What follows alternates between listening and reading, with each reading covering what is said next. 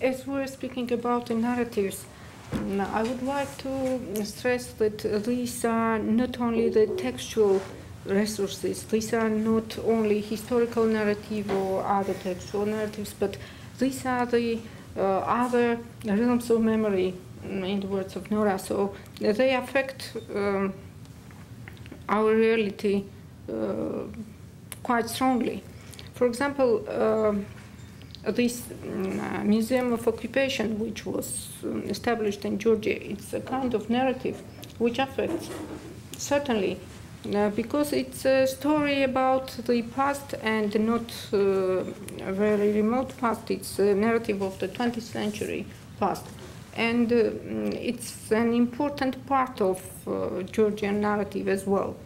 So all these, I think, we have to bear in our minds that narrative consists not only of the textual resources, and it's important to think about how to change these other parts of narratives as well.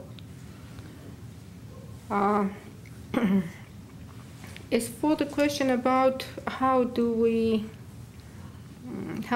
we reconcile the narratives, I think one of the main problems in the case of Georgia is that we do not know exactly narratives of each other with Abkhazians and Ossetians.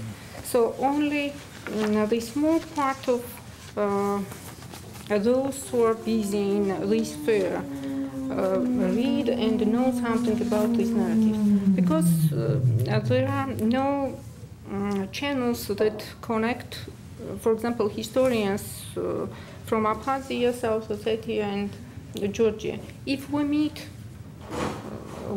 very seldom, and not in Georgia, but somewhere in the world. We speak with each other and we tell something to each other, but that's all. The text, for example, textbooks, it's not easy to receive history textbook from Abkhazia. And as for South Ossetia, there are the textbooks of, they have no own textbooks of history, they have the textbooks from Russian Federation. They study their history through the textbooks which are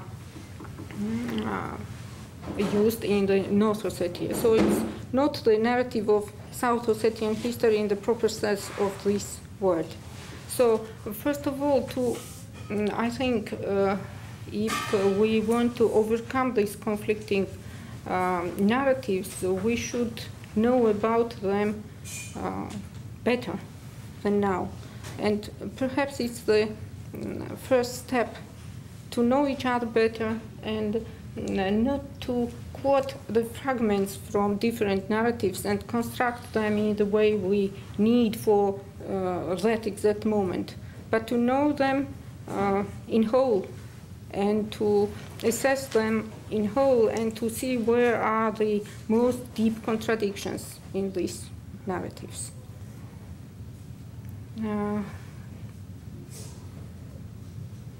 And finally,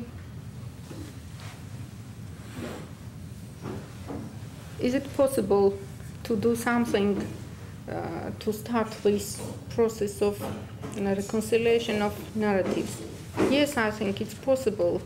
And I may prove my words by the history textbooks of the last generation of post-Soviet history textbooks, because I think, and Stepan knows it as well, that we need about 15 years or more to understand what should be done with these textbooks.